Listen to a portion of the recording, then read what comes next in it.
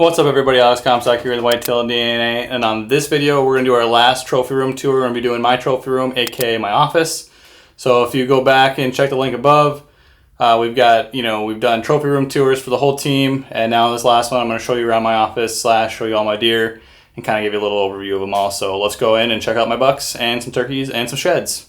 Alright, so we're going to start on the wall behind me. I'm going to move this camera here so you're not just looking at me while I'm talking about them, but we're going to go from this guy to this guy to this guy, and start with these bucks. All right, so the buck on the end right here is my first ever North Dakota buck. Shot this deer in 2016, late December, like -40. Was a deer that I just went in for a scout that day. Ended up finding a sweet spot to set up, put up a ground blind on the edge of the standing cornfield. Had a ton of deer coming in, like 70 working their way at me. And I heard something to my right, looked, and it was this buck, and he like ran off to like 30 yards. I guessed the yardage, shot him, watched him fall. And the cool thing about like this deer is I was literally so cold I didn't go right up to recover him. I went to the car first to warm up because I literally had toes that were gonna fall off. Because back then I didn't have proper clothing, footwear, all that good stuff. But this deer might be my favorite. I remember the first time I laid eyes on him at like 10 yards. I mean, he looked so giant to me, and he still obviously is a really cool buck, but love this buck, and it's one that definitely sticks with me. So let's go over here. Apologize, you guys probably noticed I got a little bit of a messy office. The goal was to clean it for this video, but didn't get to it, so we just got a video instead with a dirty office. But buck in the middle right here, first buck ever, only buck I ever shot with a rifle. This was when I was 15. Was at deer camp. The coolest thing about this deer is I had never hunted by myself prior to this deer. I'd always been like with my dad or a buddy or something. And my buddy's dad was leaving deer camp, but he showed me where his stand was, four-wheeled me that night. Next morning I went to this tree, had deer just all around me all morning. Grunted him in at like 9 in the morning, shot him with a 30-06 at 20 yards. Obviously being my first buck ever, never gonna forget that one. Then we got this guy back here. This is probably the best job I did at like hunting a specific deer. There was a couple bucks in this spot that I really wanted to shoot, and I waited for the right conditions. I mean, I didn't go into this tree to hunt till the first week of October, and that's when I killed him the first time in the tree. And I had run cameras there all summer, all fall, and this was pre-cell cam, so I had waited like the week before I went in to check a camera. While it was raining, checked the card. Him and another big one had been in there a bunch. Then I waited for a big cold front. Had like a 30-degree temp drop. I think it was like October 9th, something like that. Went in, shot him at very last light, and he's an awesome buck. Split twos. I mean, was one of the two deer I was after in there, and I shot him in 2018, I believe. Then if we go here, I got the Euro wall with, gotta have the represent Nebraska Wheaties box when I won the national championship in the 90s. My dad gave me. Go Big Red. Anyway, we kind of breeze through these. Top buck here, 10-pointer shot in 16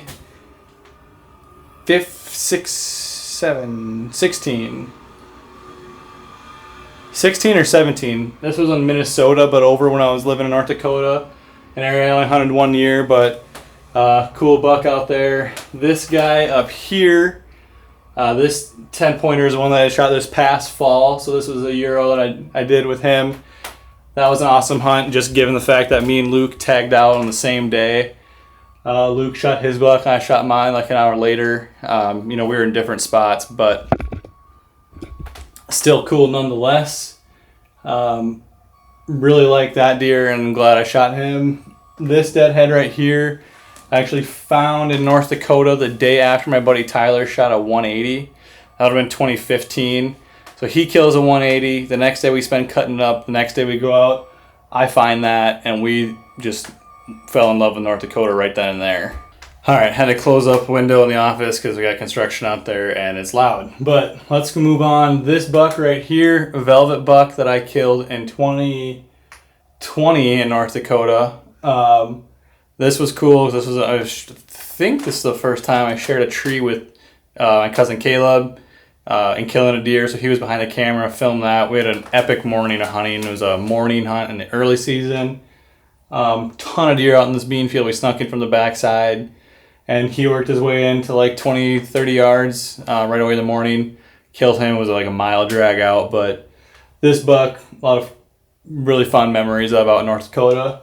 The sheds up here are sheds from a buck that I called Snicker. This is just a behemoth of a massy deer. Found that set. Found the one side, then I found the other side like 20 minutes later. I was in there looking for those sheds that day. That would have been 2020, I believe. Just a really, really old buck. Have friends that have multiple years worth of sheds off of him, and that's really cool. And then we go to this wall. Got a couple turkey fans behind me. You know, I like keeping some turkey fans. I've got a few others back here. Really couldn't tell you what birds these are. But one thing I do like to do with the turkeys is I've got like this mason jar here with all my beards and shotgun shells and whatnot. So kind of cool. All the turkey stuff. So that's that. And then we're gonna go to this wall over here. Buck on the end, velvet buck from North Dakota. That would have been 2018. That was the thing that stood out to me with that hunt is that I killed him the last day of the hunt. So literally went in, had my car packed and ready to go home. Killed that buck and then had to stay an extra day.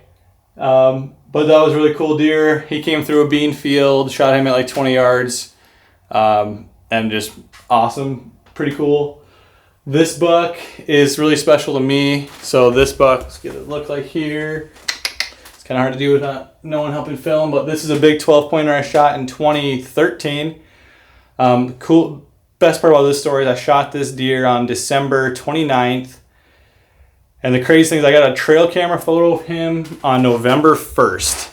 And then I didn't really have any good spots to hunt, so I hunted that tree every single sit the rest of the year. I think it was like 27 sits in a row. So like nothing like what I would do now, but I got super lucky. And on my last days, I think it was the 29th of December, the next day I went to basic training. So it was my last day to hunt, even though there's still 2 days left of the season. And he came through with like 6 other deer. We had just gotten a giant snowstorm, waist deep snow walking back to this tree. Came through at 20 yards, laced them, watched them go down. Awesome, awesome hunt. And score-wise, right there at the top of my biggest bucks. This buck right here, I called Squiggly. Killed him in 2021 in Minnesota as well. This buck, what I love about this story is this is kind of like the inception of cell cams in a way. Really helped me know where to sit because I was in North Dakota hunting the rut, and when I got back, I had an idea of where to hunt this deer. He was a homebody, so it wasn't like complete rocket science, but it was coming through a specific area like almost daily. Tough thing with him is I shot him really high. I made a critical error, and I was out shooting my bow in the yard the night before, had my pin dialed to 25, never dialed back to 20, had him at like 18 yards, and had my pin set to 25. Shot him really high, ended up having to use a dog. Took like 3 days, but after 3 days, found him, and just a crazy track job, but really cool story, and one of my favorite bucks as well. I probably said that more than once. We have this buck on the end right here. This is a buck that I shot in 2019. And these two right here next to each other, both bad shots. This deer was also in frigid temps. I think it was like negative 30 when I shot him. He came through at 30 the day before I'd almost killed him. And then I elected to go to the same tree again. He comes through. I made a terrible shot on him. Shot him right in the guts. But I think with the temperatures and everything, how cold it was, he didn't go very far. He only ran like 30 yards, bedded down. And then when I went in there to look for him, he was like 20 yards past that first bed. So really lucky with that deer. But overall, got some really cool bucks in here. There's only one. I got a buck from 2022 that I killed in North Dakota. Early season velvet buck. That'll be a velvet Euro. That's still the taxidermist. Other than that, pretty sweet. Kind of running out of room, you know. The one rule in our house is my wife says I can put many deer in the office, but that's pretty much where they go. They aren't around the house. So I'm gonna have to get a bigger office, or I'm gonna have to start moving some deer around, but it's getting kind of cluttered in here with all the deer. Good problem to have though. So I do really appreciate you watching this video. Again, this is our last trophy room tour. There's a bunch of others. If you go down in the videos, we got Luke's, Lopi's, Garrett's, Caleb's, all their trophy room tours if you want some stories of bucks. And if you hit the link below in the description, we do have a podcast now if you want to check out the pod. I would love it if you liked and subscribed, and we'll see you here on the next video.